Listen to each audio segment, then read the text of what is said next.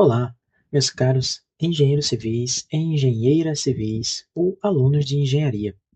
Eu me chamo Moab Santana, sou discente do IFRN, Campus Natal Central, também faço engenharia civil, e juntamente ao discente David Cavalcante, estou aqui para apresentar-lhes um pouco sobre o assunto SPDA, Sistema de Proteção contra Descargas Atmosféricas. Desde já, gostaria de destacar que essa é uma apresentação voltada para engenheiros civis, na qual aborda conceitos fundamentais, os tipos de sistema, suas aplicações práticas e seu dimensionamento. Ademais, ressalta a importância dessa proteção em projetos de engenharia. Primeiramente, vamos abordar aqui as definições. O que seriam descargas atmosféricas, mais conhecidas como raios? Bem, sua formação se dá pelo acúmulo de cargas elétricas na atmosfera. E nada mais é do que uma descarga eletrostática que ocorre quando existe uma ruptura dielétrica do ar. E essa ruptura, ela dá lugar a um determinado valor de campo elétrico. E esse valor, quando é excedido, forma um raio. Nós temos aqui alguns tipos, que serão mais detalhados posteriormente, mas temos o tipo intranuvem, internuvem e nuvem solo. Logo, logo irei me aprofundar mais um pouco sobre isso. Com relação aos seus efeitos, creio que seja fato público e notório, né? Em relação a incêndios, danos estruturais e falhas em eletrônicos, são alguns dos efeitos que podem ocorrer. E trouxemos aqui uma breve estatística do INPE e aponta, né, o índice e a média de raios que caem aqui no Brasil por ano, em torno de 78 milhões, um número bastante alto. Bem, em relação aos tipos de raios, temos os raios ascendentes, que partem do chão e por meio de torres e arranha-céus chegam às nuvens. É um tipo de raio invertido, que em vez de descer e tocar o solo, como ocorre na maioria dos casos, ele parte de uma estrutura alta e se direciona às nuvens, mas são raros. Temos os raios entre nuvens, que obviamente ocorrem entre nuvens, sem contato com o solo. E temos os raios descendentes, que são os mais perigosos e mais comuns, que formam-se nas nuvens e atingem o solo. Como foi dito, em relação aos tipos de descargas atmosféricas, temos aqui o que seria um raio intranuvem. Os raios intranuvens são aqueles visíveis apenas como um clarão no céu. De modo geral, esse canal inicia-se na região inferior, onde há cargas negativas dessas nuvens, e diversas ramificações horizontais são formadas, né? O que faz com que essas cargas negativas sejam propagadas, e na parte de cima, onde estão as cargas positivas, haja uma nova ramificação. Consequentemente, dentro dessa nuvem, forma-se a descarga atmosférica. Já a internuvem segue o mesmo princípio, mas em vez de ser a parte negativa com a parte positiva da mesma nuvem, se trata de uma parte negativa com a parte positiva de nuvens diferentes. E o nuvem solo, que nós conhecemos tipicamente como a nossa descarga entre solo e centros negativos, né? Eles podem ser divididos de acordo com a polaridade, seja positiva ou negativa, mas basicamente é o lado negativo ou positivo da nuvem com o lado negativo ou positivo do solo. Entrando na parte de SPDA, que é o que todos vieram aqui para saber. Qual seria o objetivo de um sistema de proteção de descargas atmosféricas? Principalmente, conduzir a corrente do raio de forma segura para a Terra.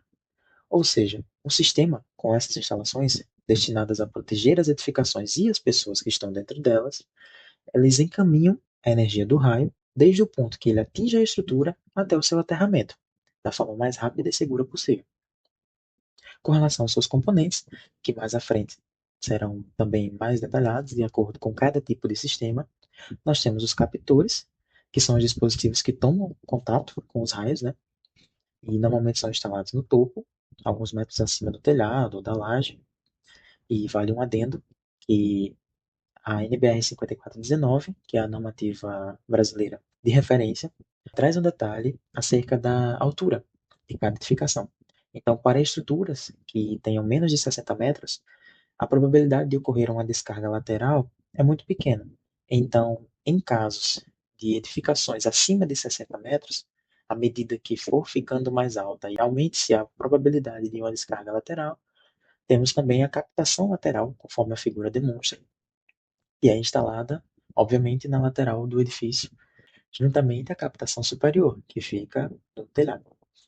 Temos também os condutores de descida, uma parte do SPDA projetado para conduzir a corrente da descarga atmosférica, desde aquele subsistema de captação até o aterramento, e geralmente estão espaçadas em intervalos de 10 a 20 metros, dependendo do risco, do grau de risco dessa edificação, né, da forma como ela foi classificada. E o próprio aterramento, né, que, como todos nós sabemos, ele garante a segurança efetiva daquele local onde esse sistema foi implementado e pode-se utilizar estrutura de aço nas fundações, por exemplo, nas colunas ou nas sapatas e até mesmo nos baldrames. E bem, em relação à zona de proteção, nós temos a definição e a importância do projeto, né, claro, que de acordo com o tipo de SPDA utilizado, você precisa verificar essa zona. Aplicações práticas do SPDA em engenharia civil. Você deve estar se perguntando nesse momento: onde, quando, como eu poderia utilizar SPDA em engenharia civil? Aqui eu te respondo.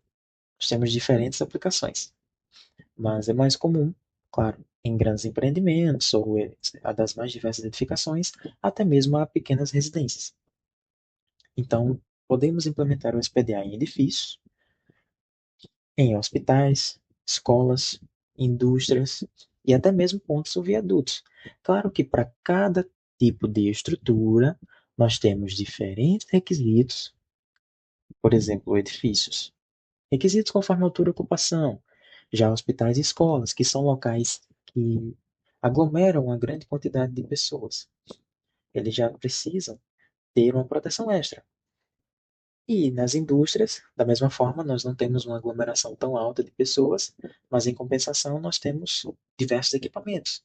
E geralmente, por muitas vezes, em áreas inflamáveis. Em relação a viadutos, são locais de extrema movimentação de veículos e pessoas, e também exigem ações especiais por serem estruturas grandes, muito utilizadas, porém expostas. Após essa introdução, nós chegamos aqui nos tipos de SPDA. De modo geral, nós temos uma subdivisão em duas etapas: o SPDA interno e o SPDA externo. Com relação ao SPDA interno, nós temos o DPS, Dispositivo de Proteção contra Surtos, e a equipotencialização.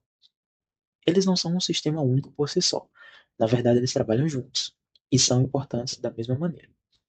E com relação ao SPDA externo, nós temos a gaiola de Faraday e os captores Franklin, esses podendo também trabalhar juntos. Falando um pouco sobre o SPDA interno, primeiramente, o que seria um DPS? Apesar de muitas pessoas acharem que o sistema SPDA ele é composto somente por um para-raio, existe um estudo para se fazer uma correta instalação. E um dos componentes mais importantes para essa proteção é o DPS. O que eu quero que vocês saibam aqui também, pessoal, atentem-se.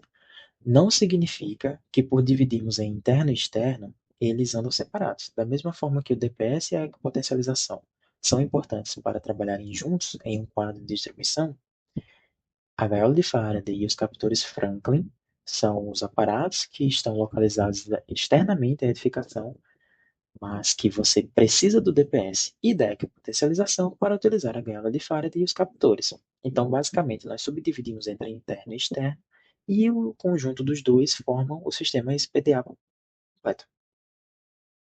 Bem, o que seria o DPS, então? O dispositivo de proteção contra surtos, ele funciona da seguinte forma. Quando ocorre uma descarga atmosférica, seja nas proximidades da edificação, por exemplo, também ocorre o fenômeno de tensão elétrica, que se eleva muito durante alguns microsegundos por conta dessa descarga. Um exemplo aqui, a tensão da sua casa, que é de 220 volts, por questão de micromilissegundos, ela passa a ser de 10, 20 mil volts. O DPS, ele capta essa informação de aumento brusco. E ele consegue desviar, entre aspas, essa energia nociva aos equipamentos, que no caso seriam as captações e o aterramento. Esse DPS ele pode ser dividido em diferentes classes. Nós temos classe 1, classe 2 e classe 3.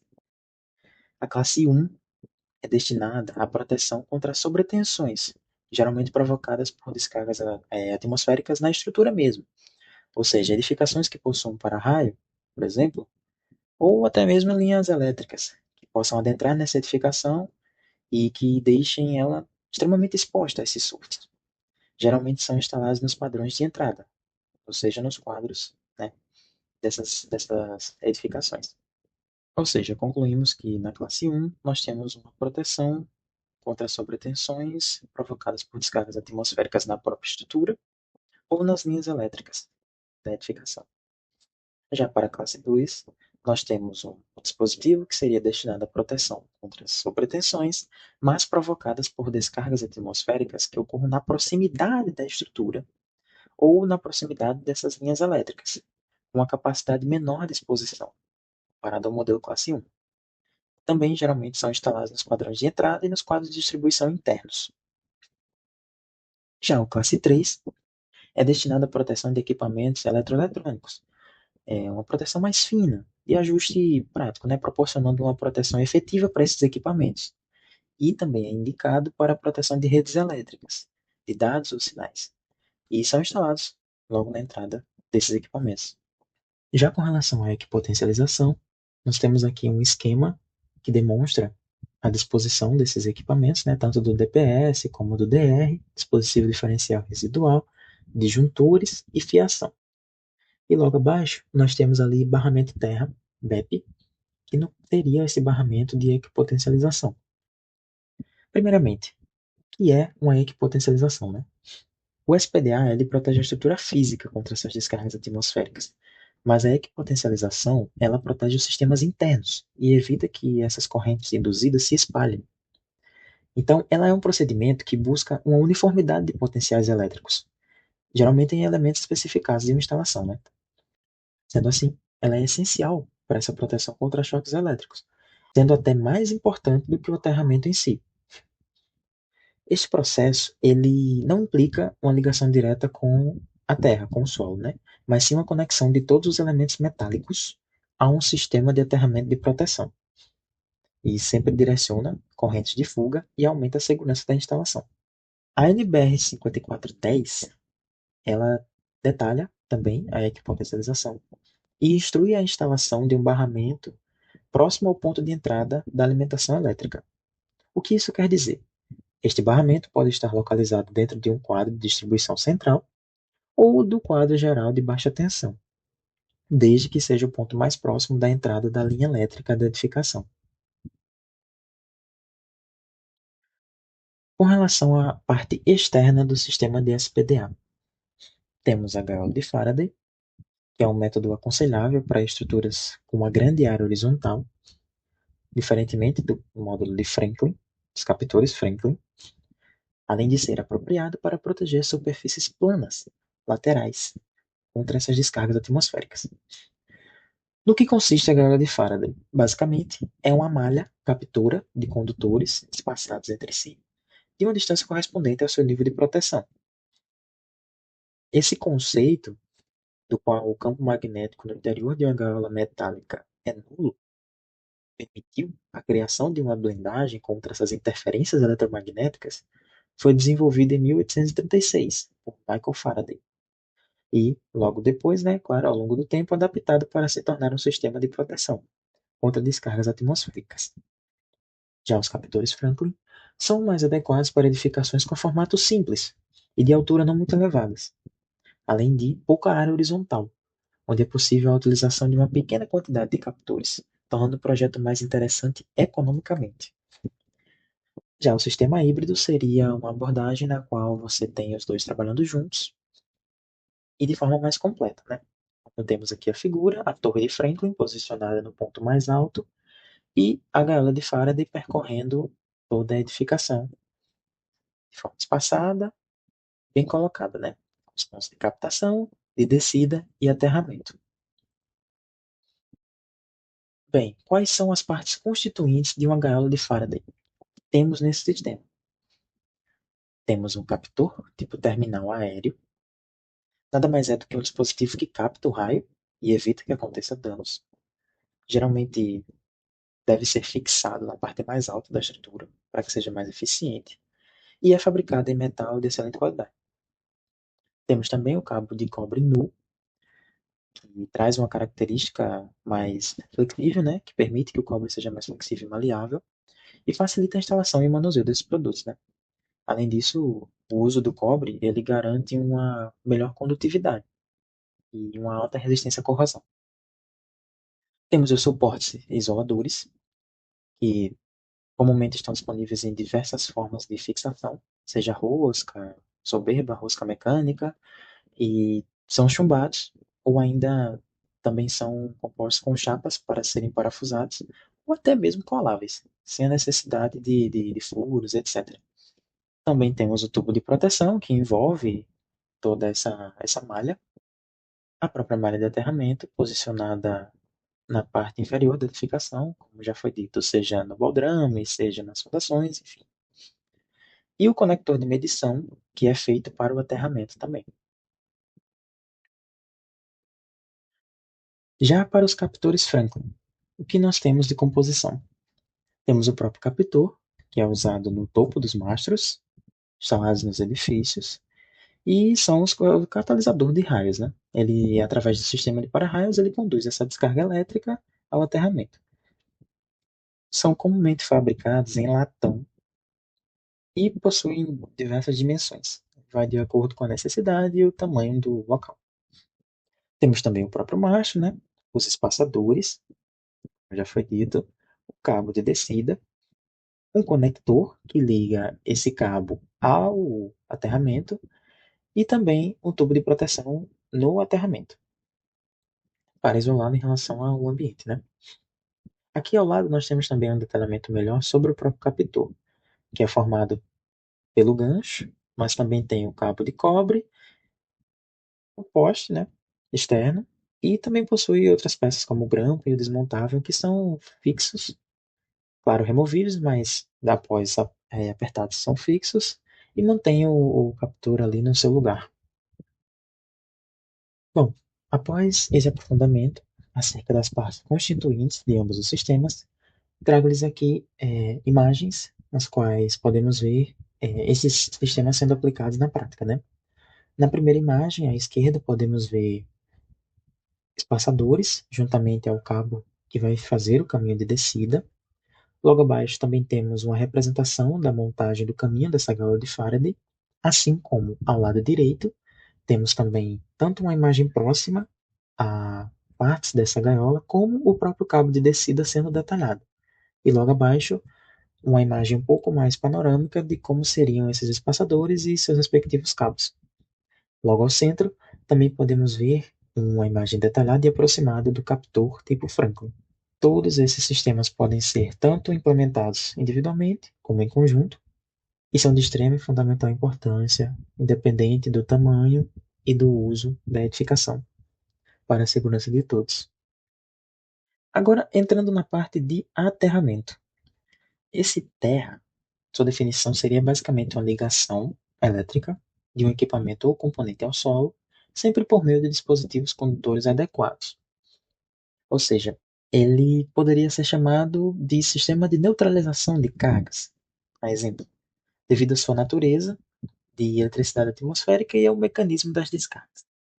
Quando uma descarga elétrica atinge um ponto ou estrutura na Terra, né, esse canal, esse condutor de eletricidade formado entre esses dois corpos, ou seja, Terra e nuvem, ele permitirá uma equalização de cargas opostas. E nesse momento, toda essa carga induzida pela nuvem de tempestade, ela deverá se mover em direção ao ponto de contato. E a neutralização deverá ser processada em 20 microsegundos ou menos. Diante disso, sistemas elétricos, eletrônicos ou qualquer outra parte do local, sob a influência dessa nuvem, deverão ter um caminho de baixa resistência e baixa impedância. Dessa forma, os requisitos de funcionamento de um aterramento de para-raios, eles não devem estar restritos apenas nos baixos valores de resistência ôhmica, ou seja, na corrente contínua, mas também no caminho de baixa impedância. Qual seria o objetivo de um aterramento? Facilitar o funcionamento dos dispositivos de proteção ao descarregar cargas elétricas acumuladas em suas superfícies. Da mesma forma, a NBR 5419 é a que rege. Aqui nós temos os tipos de elementos para aterramento. Os diversos tipos de sistemas de aterramento devem ser realizados de modo a garantir a melhor ligação com a Terra. Aqui nós temos um exemplo das hastes, temos a caixa de distribuição e o condutor de equipotencialidade. Aqui, no caso, está com um eletroduto de 19 milímetros, mas nós temos, podem ser eventuais necessidades de milimetragens diferentes. E temos o aterramento da rede de energia elétrica na caixa de inspeção. Com relação ao agrupamento das barras, podemos ter o aterramento tanto triangular como a malha de aterramento. No triangular, nós vemos ali uma cordoalha de conexão, a caixa de inspeção e as hastes de cobre, mesmos componentes da malha de aterramento. Entre esses diversos tipos, temos aqui também a distribuição dessas hastes, né? Podem ser uma, duas, três, quatro ou cinco. No caso de uma haste, seria uma simples haste cravada no solo. Para duas hastes, nós temos hastes alinhadas. Para três hastes, nós temos triângulo. Também podemos ter hastes em quadrado e hastes em círculos. Ao lado delas, no conjunto, também teríamos placas de material condutor e fios ou cabos enterrados, formando essas diversas configurações, seja estendido em vala comum, em cruz ou estrela, ou até mesmo quadriculados. Isso aí vai de acordo com a necessidade e de acordo também com o perímetro de identificação. Essas hastes de aterramento, elas normalmente são feitas de uma alma de aço revestida de cobre. E seu comprimento varia ali de 1,5 m a 4 metros. As de 2,5 são as mais utilizadas, as mais comuns, porque elas diminuem o risco de atingirem dutos subterrâneos em sua instalação. E, para finalizar esse aprofundamento em aterramentos, trouxemos aqui os tipos. Quais são os tipos de aterramento existentes? Aqui nós temos 4 esquemas, e para facilitar o entendimento, colocamos de forma centralizada a representação de cada tipo de fio, né? O condutor neutro, o condutor de proteção e o condutor combinado com as funções neutro e condutor de proteção. Temos aqui o esquema TT, que possui um ponto de alimentação diretamente aterrado, e é um esquema caracterizado pela falta direta, fase massa, ser inferior a uma corrente de curto-circuito. Esses sistemas, eles geralmente estão instalados a eletrodos de aterramento eletricamente distintos do eletrodo de aterramento de alimentação. No esquema TNC, nós temos as funções de neutro e de condutor de proteção combinadas em um único condutor ao longo de toda a instalação. Apesar de ser normalizado, ele não é aconselhável, pois o fio terra e o neutro são constituídos pelo mesmo condutor. Então, sua identificação seria o PEN, que é o que está na legenda aí. É possível perceber que após a instalação, o neutro ele é aterrado na entrada e ele mesmo é ligado ao neutro e à massa de equipamento. Já no esquema TNS, nós temos um neutro e um condutor de proteção distintos. Esse neutro ele é aterrado na entrada e levado até a carga. De forma paralela, outro condutor, que seria o PE, condutor de proteção, é utilizado como fio terra e conectado à massa do equipamento. E, além deles, temos o sistema TNCS, no qual as funções de neutro e de condutor são combinadas em um único e uma parte da instalação. A confiabilidade desses esquemas TN, particularmente quando a proteção contra contatos indiretos for realizada, fica mais condicionada à integridade desse neutro, desse fio neutro, né? Que no caso das instalações alimentadas por exemplo, rede pública de baixa tensão, depende também das características desse sistema da concessionária, que no nosso caso seria a COSEN. A NBR 5410 apresenta esses esquemas de aterramento comumente utilizados, né, em sistemas trifásicos, nos quais essas massas indicadas elas não simbolizam um único, mas qualquer número de equipamentos elétricos. E também podemos observar que uma mesma instalação ela pode eventualmente abranger mais de uma edificação. Do mesmo modo, a norma também aponta que as massas devem necessariamente compartilhar o mesmo eletrodo, se pertencentes a uma mesma edificação, mas podem também estar ligadas a eletrodos de aterramento distintos.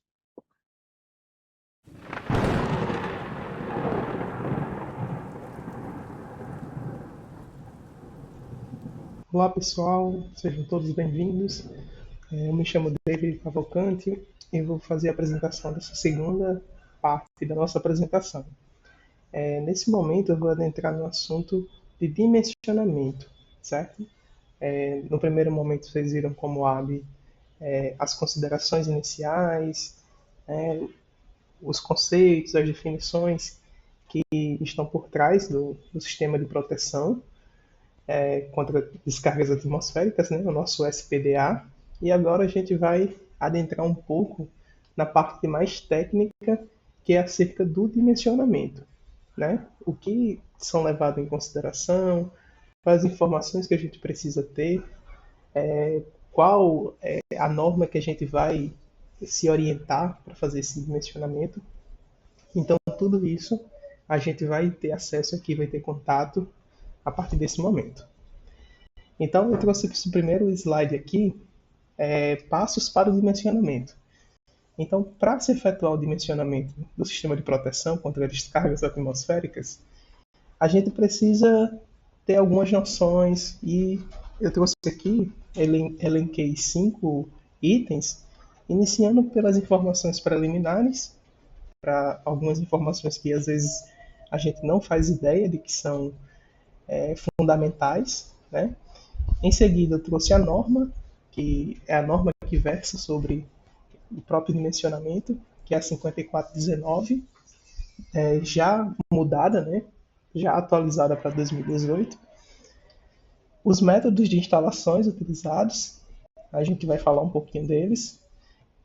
Também sobre o gerenciamento de risco, quais são os elementos, os fatores que estão envolvidos nesse gerenciamento, e os materiais que são empregados, né? Então, prosseguindo, quais seriam essas informações preliminares? Então, para se iniciar um bom projeto de SPDA, a gente precisa ter, digamos assim, dimensão. No caso, quando a gente vai oferecer nossos serviços, por exemplo, a uma residência, a uma empresa, precisa-se ter a noção de que esse sistema de proteção ele é obrigatório, não é?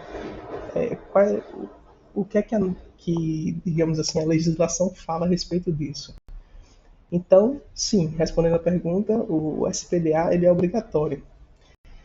O Código de Defesa do Consumidor ele afirma no seu artigo 39 a utilização desse sistema para a proteção dos equipamentos. E, ademais, a NR10 ela também traz essa exigência de que as edificações elas possuam um sistema de proteção contra descargas atmosféricas. Então, existe esse respaldo legal de que o sistema de proteção ele é obrigatório sim. Mas como é que eu vou saber da minha necessidade, da minha residência, se minha residência oferece risco, se não oferece, enfim. Então, isso a gente sabe na parte 2 da norma, da 5419, onde é detalhado todos os cálculos para ser feito a comparação estatística, se a residência vai ser determinada como um fator de risco alto ou um fator de risco baixo, certo? Ou seja, se ela precisa, existe a necessidade dela ser, digamos assim, protegida ou não protegida. Mas, volto a reforçar aqui a legislação, tanto no Código de Defesa do Consumidor, tanto na NR10, ela diz que é obrigatório essa utilização, certo? Tudo bem, já foi, digamos assim, dito quais são as necessidades, né, que precisam ser feitas, é obrigatório e onde eu encontro se minha residência ela pode ser protegida ou não, quais são os fatores que influenciam, enfim. Mas com o sistema de SPDA, a minha residência ela vai estar 100% segura? Pode-se julgar isso? E infelizmente não. Nenhum equipamento de segurança ele pode se julgar 100% eficiente, né? A eficiência ela é medida em função dos níveis de proteção adotado de acordo com a norma. Então, por a gente estar tratando com um fenômeno natural, aleatório e que acontece de forma corriqueira, né, nas cidades, a gente não tem como ter essa garantia. O que a norma faz é estabelecer níveis de proteção para que, na análise de risco, né, no gerenciamento de risco, a gente possa incluir elementos que aumentem essa proteção, né, que nós conseguimos, que nós possamos dimensionar as residências, né, os sistemas de proteção das residências ou dos edifícios, de forma que esse sistema de proteção ele tem uma folga para justamente possuir essa segurança, né, adicional e que ele não venha ser prejudicado.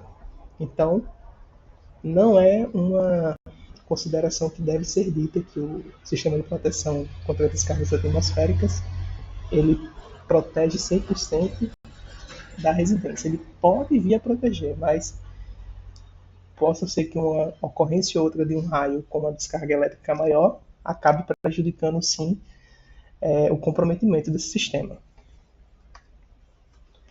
Prosseguindo um pouquinho mais, falando sobre a norma 5419, ela é uma norma que ela tem a versão dela, a primeira versão dela, a primeira edição, ela é recente, ela é de 2015. E ela basicamente é a norma que rege, né, todas as orientações e as maneiras de proteção que devem ser adotadas nesses sistemas de proteção.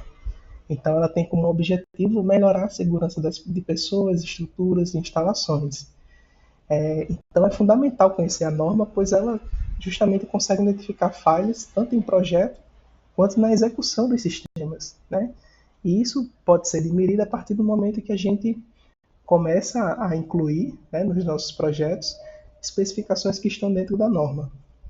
Justamente por ter sido uma norma que foi realizados ensaios, foram realizados estudos e que é apresentada dentro do nosso sistema de normas brasileiras, né? Então, é uma diretriz muito importante que nos dá, digamos assim, trabalhabilidade para os nossos projetos, utilizar normas que foram estabelecidas aqui dentro da nossa realidade. Prosseguindo um pouco mais, eu vou falar aqui um pouquinho sobre os métodos de instalação. Então, para o sistema de SPDA, existem 3 métodos que a norma traz que podem estar sendo executados.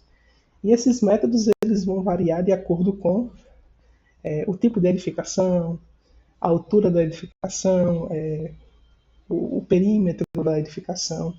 Então, existem alguns detalhes que fazem com que esses métodos eles possam ser diferentes de acordo com a necessidade.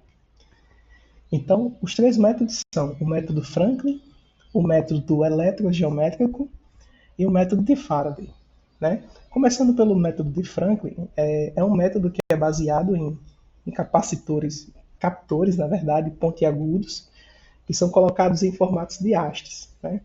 Esses captores eles vão atuar como sendo um ângulo que vai formar uma proteção em relação à residência.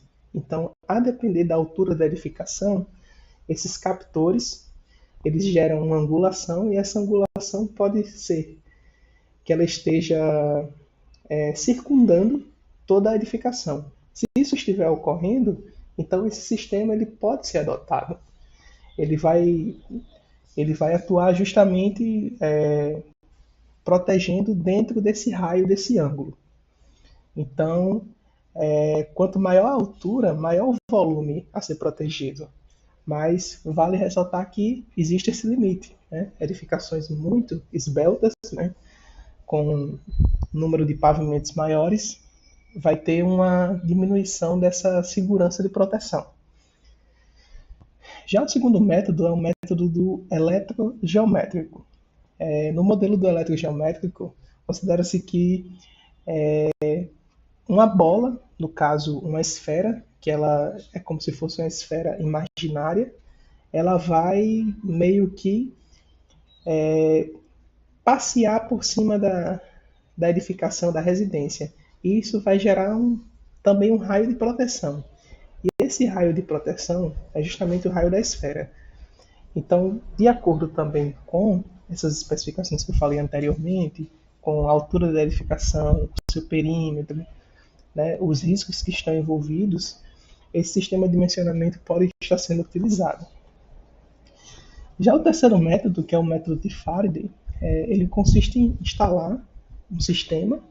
Esse também método de Faraday é também conhecido como o método da gaiola de Faraday ou das malhas, que ele justamente vai subdividir os elementos em sistemas. Então eu vou ter subsistemas de captores, tanto horizontal e vertical das edificações, como também os subsistemas de descidas e os subsistemas de aterramento.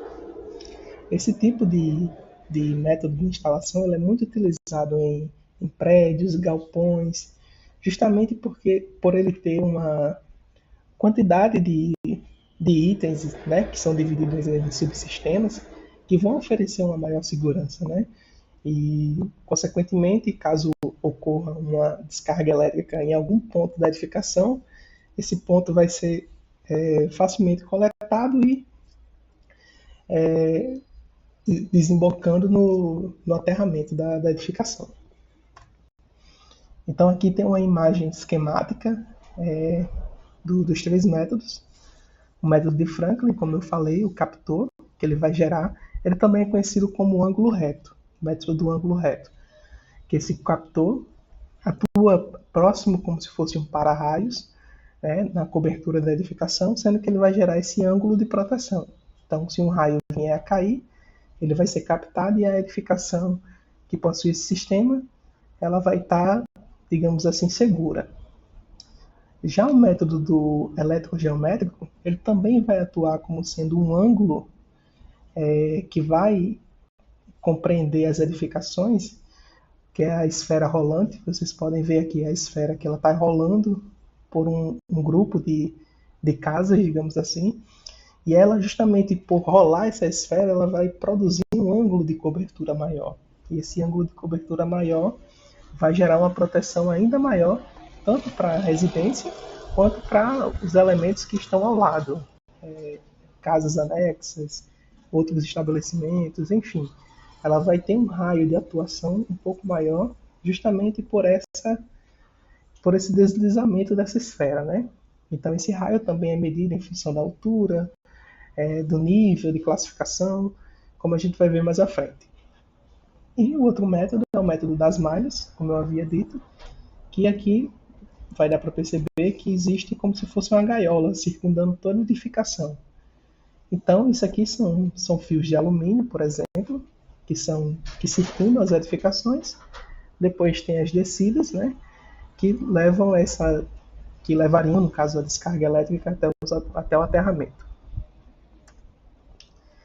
Falando um pouquinho sobre a questão do gerenciamento de risco, essa é uma das etapas mais importantes do dimensionamento, porque é justamente aqui que a gente vai avaliar o risco potencial ou o risco total que a nossa residência, o nosso edifício, ele vai estar exposto.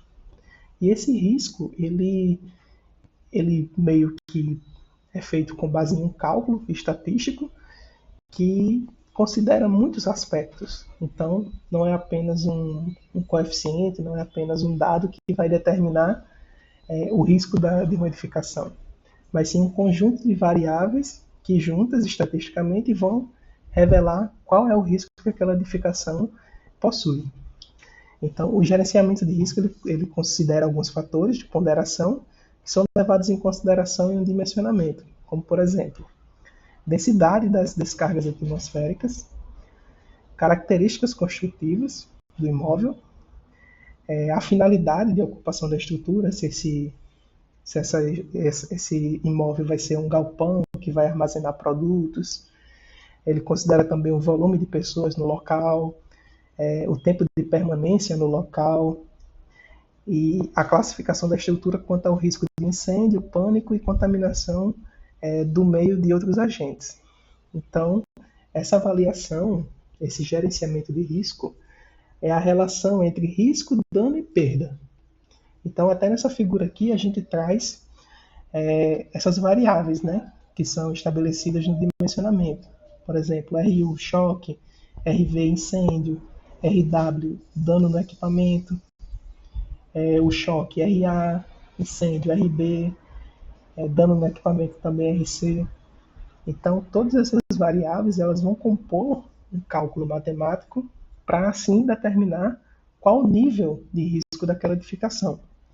Então, é uma etapa muito importante que o projetista que vai estar à frente do projeto de SPDA ele precisa considerar. Então, essa avaliação ela é uma avaliação do local, é uma avaliação do entorno e qual a finalidade, qual o fluxo de pessoas naquele local. Então, tudo isso vai compor a sua análise para que assim ele possa determinar essas variáveis e essas variáveis possam chegar em um cálculo matemático preciso e seguro, para que assim ele possa aplicar, né, todos os fatores de segurança para aquela edificação, sem também comprometer o custo-benefício tanto da execução quanto do projeto. Então, o gerenciamento de risco, também trazendo o que eu falei inicialmente, ele vai trazer essa média estatística, né, de descargas atmosféricas na região. Então, essa é uma das bases de cálculo. Ela também vai considerar a probabilidade de dano da edificação, a quantidade média das perdas causadas dentre aqueles riscos que a gente estabeleceu.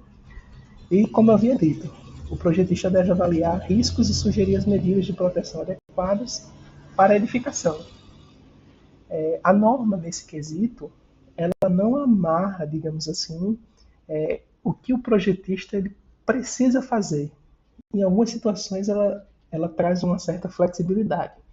E uma delas, né, é esse texto que contém na norma. Exceções ao uso de proteção contra descargas atmosféricas nível 2 podem ser permitidas quando tecnicamente justificadas e autorizadas pela autoridade competente. Então, o projetista ele precisa ter essa noção também, que tudo que está na norma não é uma receita de bolo. Ele também precisa avaliar a condição da edificação, a condição do seu entorno, e a partir disso tomar medidas preventivas, né, para o gerenciamento de risco, a fim de que possa satisfazer a segurança da edificação e também, como eu falei, o custo final. Não adianta também ele superdimensionar, colocar um sistema muito poderoso de proteção, sendo que esse sistema vai sair muito caro, vai ser inviável a sua aplicação e ele, em relação ao risco potencial que aquela edificação poderia ter, ele não vai ser justificado. Então, é muito importante que a gente avalie essa questão. Falando um pouquinho sobre as classes de proteção, a partir do momento que a gente faz a análise de risco, né, o gerenciamento de risco, a gente parte para as classes de proteção. Então, a NBR 5419 classifica os sistemas de proteção contra as descargas em 3 classes, com base na capacidade de suportar a corrente de raios e na intensidade da proteção oferecida. Então, são 3 classes, classe 1, classe 2 e classe 3. A classe 1 oferece máxima proteção, indicada para edificações críticas, como usinas químicas, depósitos de produtos inflamáveis e hospitais. Exige alta capacidade de dissipação das correntes de raios. Ou seja, é uma classe que o risco ele é iminente. Por exemplo, se eu tiver um galpão onde eu armazeno produtos inflamáveis. Então, uma descarga elétrica ela pode comprometer drasticamente a estrutura desse meu galpão, fazendo com que o curto-circuito, né, que ocorre entre as nuvens e a terra, digamos assim, possa produzir uma explosão desse galpão, né, no contato com o combustível. Já na classe 2, a gente tem uma proteção intermediária e é adequado a edificações de risco médio, como indústrias, centros, edifícios comerciais. Então, a gente já tem uma condição mais favorável. E a classe 3 é destinada a edificações de baixo risco, como, por exemplo, as residências unifamiliares e as pequenas lojas, onde o risco é praticamente muito baixo, em comparação até da questão da altura, da área disponível, né, de atuação desse raio. Então, pode ser classificada como classe 3. Já em relação aos níveis de proteção, a gente vai ter 5 níveis que a norma ela vai trazer. Os níveis de proteção eles indicam a segurança necessária para cada tipo de construção, levando em consideração a relevância da edificação e o impacto potencial caso o raio atinja o edifício. Então existem esses 5 níveis, e à medida que esse nível ele cresce, o risco diminui. Ele é uma função inversa, digamos assim. A gente viu que na classe 3, né, também seguia essa coerência, né? Aqui, classe 1 oferece proteção máxima e assim vai diminuindo, sendo que aqui também a gente permanece da mesma forma. Então, o nível 1 ele é indicado para edificações de muito alto risco, como instalações nucleares, hospitais de grande porte, assim como havíamos visto. Já no nível 2, para edificações de risco alto, como indústrias e grandes edifícios comerciais, requer proteção de alta capacidade, intermediária e confiabilidade. No nível 3, para edificações de risco médio, como escolas, residências de alto padrão, requer uma confiabilidade média. No nível 4, para edificações de risco baixo, como residências e pequenas lojas. E, por fim, o nível 5, para edificações de risco mínimo, como estruturas de pouca relevância, requer ali apenas a proteção mínima, como poderia ser o método de Franklin, digamos assim. Então, fazendo uma recapitulação um pouquinho sobre as etapas para um projeto de SPDA, a gente precisa avaliar o gerenciamento de risco, precisa da definição do método de proteção, dentre aqueles 3, calcular as proteções de forma adequada, definir a quantidade e posições de descidas, que são os subsistemas, né, das malhas, definir o eletrodo de aterramento, definir equalizações de potenciais, definir medidas de proteção contra surtos, no caso são os DPS, que foi apresentado por Moab, que é um sistema de proteção secundário. Esse sistema de proteção que eu estou falando aqui do dimensionamento, ele é o sistema de proteção primário. Mas dentro da residência, a gente também vai ter aquele sistema de proteção secundário que vai proteger os nossos equipamentos. E, por fim, o cálculo das distâncias de segurança. Então, as vantagens que se tem em obter um projeto de SPDA são inúmeras, né? Dentre elas, a gente pode destacar a ajuda na instalação. Um projeto bem elaborado orienta a instalação do sistema, evitando erros durante o processo. Então, tudo vai estar detalhado, tudo vai estar esclarecido, a forma como precisa ser instalado, os materiais que precisam ser utilizados. Isso é muito importante no momento que a gente vai realizar nossos projetos, porque facilita a questão da instalação. Outra coisa é a facilidade nas manutenções. Com o projeto, tudo vai ter definido e o próprio projetista ele pode indicar manutenções futuras. Então, você vai ter ali um acompanhamento mais preciso e saber os locais que vão estar suscetíveis às manutenções. Outro ponto importante seria o atendimento a normas e exigências. Isso, por exemplo, facilita a obtenção de certificações do tipo ISO e o atendimento às exigências de seguradoras ou do próprio Corpo de Bombeiros. Então, esse é um ponto muito bacana. Bem parecido com isso e correlato com isso, estaria a conformidade com a norma, né? O sistema é projetado de acordo com as normas atuais, atendendo a todas as questões legais. Então, tudo que está na norma precisa ser atendido para que você também possa ter o seu respaldo, né? A sua segurança. E, por fim, e não menos importante, a redução dos riscos, né? Com o projeto, tudo fica mais fácil, porque a gente vai estar simulando a situação e diminuindo os riscos. Então, isso ajuda a minimizar os riscos de incêndio, choques elétricos, queima de aparelhos e outros perigos relacionados. Então, é isso, pessoal. A conclusão é que o sistema de SPDA é essencial para proteger as estruturas contra raios. Implementar um sistema eficiente traz muitos benefícios, como a gente viu no slide anterior com as vantagens. Recomenda-se considerá-lo desde a fase de projeto, né, que ele seja criado ali já naquela análise preliminar, quando o projetista vai no local, faz a avaliação do entorno, da própria edificação, da condição de instalação da edificação, os materiais envolvidos na sua construção. Então, tudo isso ajuda no momento da criação do projeto, o que acaba por trazer ainda mais segurança e mais confiabilidade, mais proteção ao sistema. Então, era isso, pessoal. No mais, desejo uma boa compreensão a todos e caso tenha alguma dúvida, a gente está aqui para sanar. Abraço.